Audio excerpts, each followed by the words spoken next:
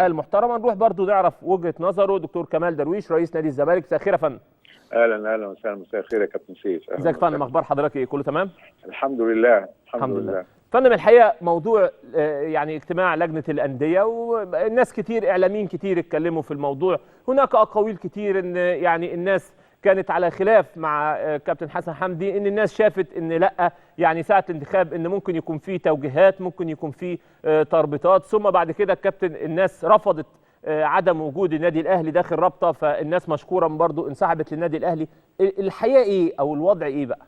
والله الحقيقه ان الموضوع هم كانوا متفقين في اتجاهين، اتجاه ان تستمر اللجنه السبعه القديمه خد بالك لغايه ما يتعمل الرابطه بعد اجتماع الجمعيه العموميه للاتحاد المصري واقرار النظام اللي كان معمول من اللجنه القديمه لتحويل لجنه الانديه الى رابطه الانديه المحترفه، او ان يعاد انتخاب اللجنه او تنتخب لجنه اخرى من 9 واللجنه دي ده الاقتراحين. فالناس اقترحت اللجنه من 9 مش 7. تمام. واخد بالك الانتخاب وتم الانتخاب. الحقيقه فوجئنا بالموقف اللي هو موجود ان النادي الاهلي تعادل مع 3 انديه واخد بالك ونادي رابع، وان المفروض يخرج فرقه. فانا طبعا قلت هذا الكلام ما ينفعش، لان النادي الاهلي وكابتن حسن طبعا ليه خبرات طويله لازم نحتفظ بيها، وفي نفس الوقت النادي الاهلي نادي اكبر نادي موجود وتاريخه موجود ومليان بطولات، وفي نفس الوقت قدرته على التسويق موجوده وله خبرات في هذا، ما ينفعش يخرج.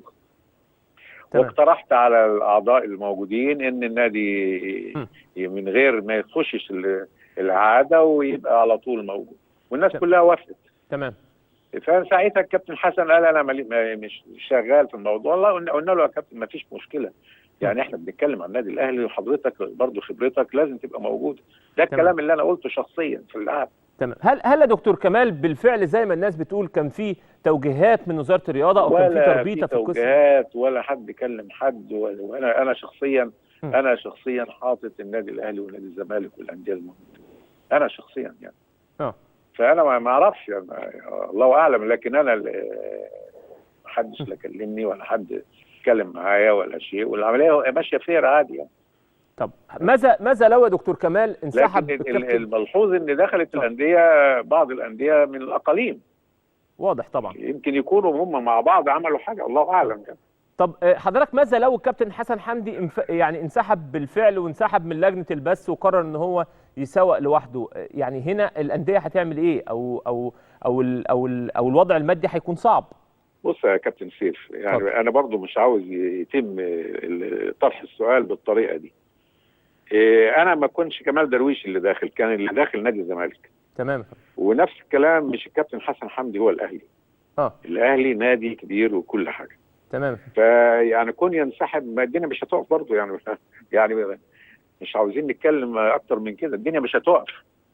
تمام. الدنيا هو هيلعب مع مين؟ مش هيلعب مع انديه؟ ولا هيلعب لوحده؟ لا هيلعب مع انديه. طيب خلاص، لو الانديه قالت ان لازم يبقى هو غصب عنه هيلتزم. ما فيش هزار في الكلام. هل يا دكتور كمال هو من حقه لما تيجي تقول لي انا بقى هسوق لواحد، انت هتسوق مع مين؟ ما انت هتلعب مع مين؟ ما انت هتلعب مع الانديه. فما ينفعش يعني. احنا عارفين كويس قوي ضروره وجود النادي الاهلي باعتباره نادي كبير وجماهيري ومؤثر جوه اللجنه، واكدنا عليها وخرجناه فعلا من هذا الموضوع اطلاقا.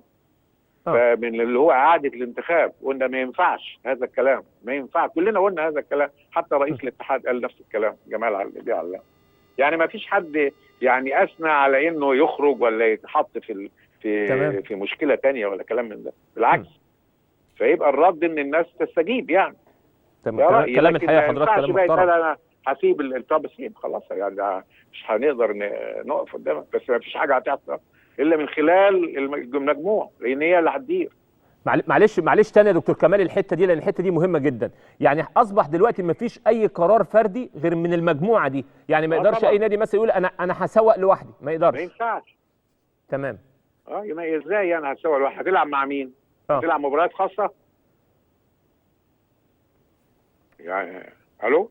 سامع حضرتك يا فندم. مع حضرتك بالك هتلعب مباريات خاصه؟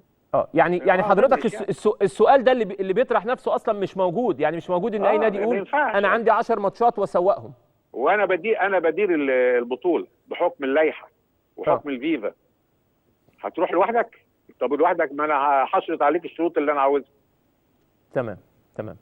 الحقيقه كان وجهه نظر. انا برجو ان لو كان حصل شيء مثل هذا يمكن كان عشان ما كانش في اجتماعات، الحقوق كانت محدوده نظرا للظروف كده، الناس فكرت كده، واخد بالك. لكن مع ذلك احنا يعني مش عاوزين نقول انقذنا الموقف، لا، قلنا لحقنا الموقف، واخد بالك، واكدنا على ضروره وجود، يعني الناس تاخدها بروح رياضيه، ما تاخدهاش ان في حد يعني قاصد كذا وقاصد كذا.